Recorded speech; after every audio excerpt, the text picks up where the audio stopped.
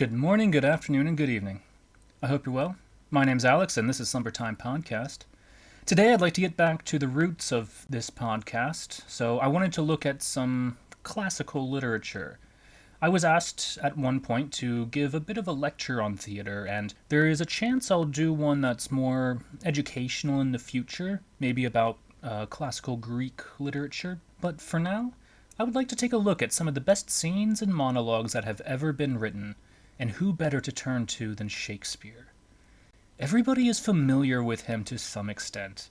Everybody has, at some point, had a run in with Romeo and Juliet, and many students had The Taming of the Shrew or Othello as required reading. I don't know a single person who doesn't know Hamlet, and if I did, I don't know if I'd want to know that person. All joking aside, I want to look at some of my favorite scenes/speeches that he ever wrote. Some you will know, some I hope are completely new. I personally have still only read and or watched 14 of his 39 plays, so I can't discuss all of them, but it should be suitable for this discussion. I just sadly have no experience with the history plays outside of Richard III and Julius Caesar if you count it, and I really need to read more of the comedies. Today, though, I won't be the one to perform these. There are many better productions of these that I think we should take a look at. So today I'm compiling some of my favorite versions that I've been able to find in no specific order. So without further ado, not about nothing, let's get started. Now, who can't put Hamlet on their list? This is by far the most beloved of Shakespeare's tragedies, but sadly not the most taught. It's hard to choose any one speech as the absolute best. Most people would choose one of two. They would say the speech to poor Yorick is one of the key scenes in the play, which acts like an antebellum. It's the time just leading up to the major events at the end. The other is, of course, to be or not to be, when Hamlet considers committing suicide. In this case, I'm not any different than the masses because my favorite scene in this play is that very one. I had a difficult time finding the best one since it's so popular, and I'm likely to step on some toes no matter which one I choose. The Kenneth Branagh version is a classic and stands above so many others. In the technical sense, his is better than the vast majority, but personally, I really love the David Tennant version, even if he skips a few lines from the play. He seems to capture the desperation that Hamlet's experiencing, and he really makes the speech his own. Let's take a listen. To be or not to be? That is the question.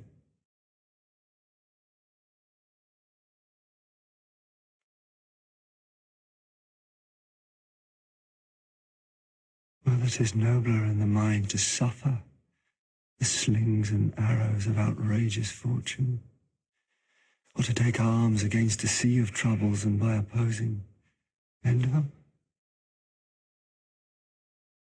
To die, to sleep, no more. And by sleep to say we end the heartache and the thousand natural shocks that flesh is heir to. It is a consummation devoutly to be wished, to die, to sleep. To sleep perchance to dream. Aye, there's the rub.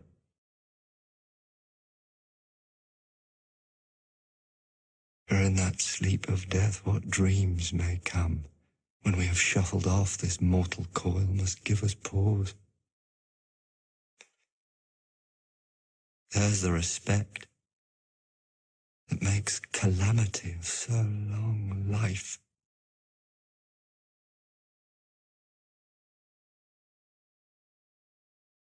For who would bear the whips and scorns of time, but that the dread of something after death, the undiscovered country from whose bourne no traveller returns, puzzles the will?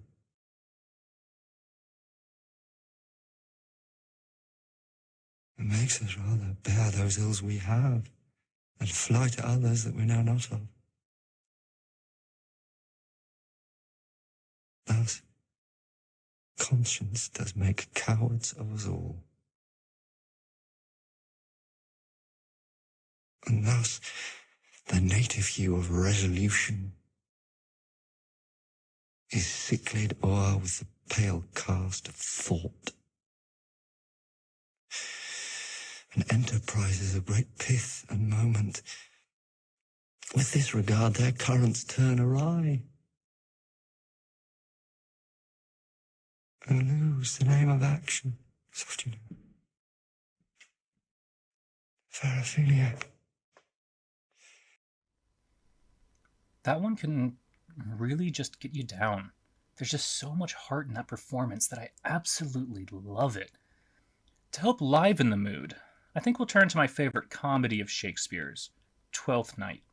Having acted in this one, I fell completely in love with so much of this. This is a play that had me fall in love with Shakespeare. I never knew he could be so funny. I always imagined he was a writer that might have been fun at the time, but was sort of overrated. I really got to say, though, that this play is so well done and that the comedy just jumps off the pages. There are so many possibilities to this play that you have to try hard to make this one unfunny. My favorite scene is with Malvolio getting the forged letter with Fabian, Sir Andrew, and Sir Toby watching from the back. This performance is done by the Royal Shakespeare Company, and I can't help but watch and laugh at so much of this. If you're not on the YouTube version of this podcast, you're missing out. So let's watch. What employment have we here? Now is the woodcock near the gin. By my life, this is my lady's hand. These be her very C's, her U's, and her T's, and thus makes she her great P's. Her C's, her U's, and her T's, why that? Well, To the unknown beloved.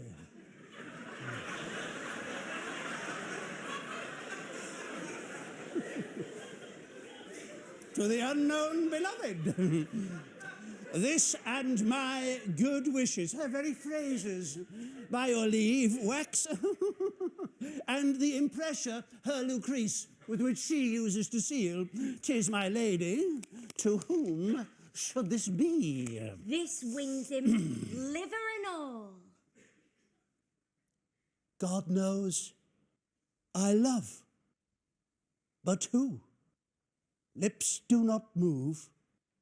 No man must know. Oh, if this should be thee, Malvolio, I may command where I adore, but silence, like a Lucrece knife, with bloodless stroke my heart doth gore. M-O-A-I doth sway my life. A fustian riddle. Excellent wench, say I. M-O-A-I doth sway my life. Nay, but first, let me see. Let me see. Let me see. I may command where I adore. Why, she may command me. I serve her. She is my lady. Why, this is evident to any formal capacity. There is no obstruction in this. And the end. What should that alphabetical position portend? If I could make that resemble something in me, softly. M-O-A-I. Oh, I make up that. M? Malvolio. Why, that begins my name. M. But then there is no consonance in the sequel. A should follow, but O doesn't, and I comes behind M-O-A-I. And yet, to crush this a little, it would bow to me. For every one of these letters are in my name. Soft. Here follows prose. In thy stars I am above thee, but be not afraid of greatness. Some are born great, some achieve greatness, and some have greatness thrust upon them. Thy fates open their hands. Let thy blood and spirit embrace them. Cast thy humble slough and appear fresh.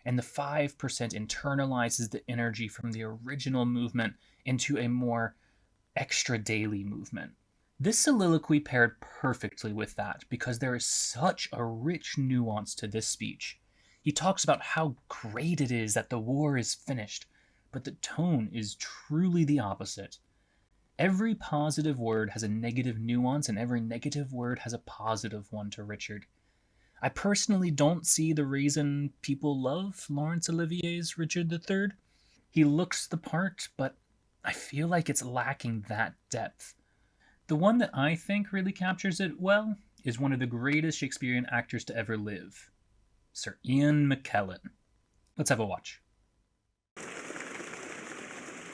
Now is the winter of our discontent made glorious summer by this son of York. And all the clouds that lowered upon our house in the deep bosom of the ocean buried. Now are our brows bound with victorious wreaths. Our bruised arms hung up for monuments. Our stern alarms changed to merry meetings, our dreadful marches to delightful measures.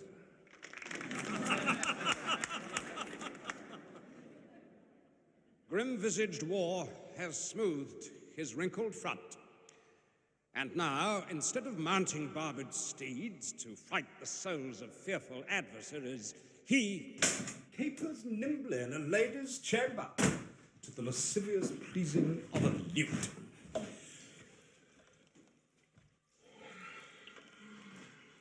But I that am not shaped for sportive tricks, nor made to court an amorous looking glass, I that am rudely stamped, deformed, unfinished, sent before my time into this breathing world, scarce half made up. And that's so lamely and unfashionable that dogs bark at me as I halt lively. Why, in this weak piping time of peace, have no delight to pass away the time. Unless to espy my shadow in the sun, and descant on mine own deformity. I can smile, and murder while I smile, and wet my cheeks with artificial tears, and frame my face to all occasions. And therefore, since I cannot prove a lover, I'm determined to prove a villain, and hate the idle pleasures of these days. Plots have I laid to set my brothers, Clarence and King Edward, in deadly hate, the one against the other. So you see how in this one they turn it from a regular soliloquy into just a normal monologue.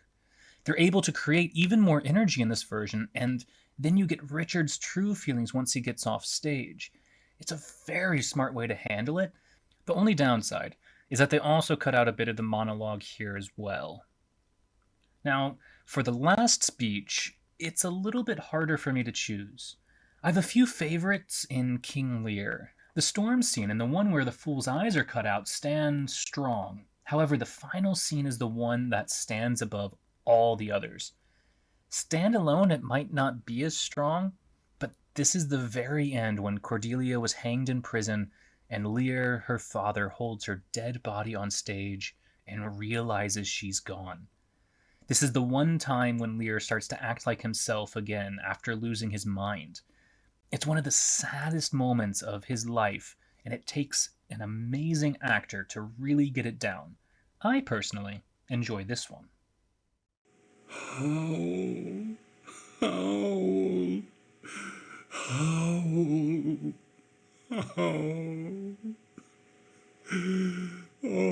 you are men of stones. Had I your tongues and eyes, I'd use them so that heaven's vault should crack. She's gone forever. I know when one is dead and when one lives. She's dead as earth. Lend me a looking glass, if that her breath will mist or stain the stone, why then she lives. If further stirs, she lives. If 'tbe so, 'tis a chance which does redeem all sorrows that ever I have felt. Prithee away. A plague upon you, murderers, traitors all. I might have saved her. Now she's gone forever. Cordelia. Cordelia. Stay a little, huh?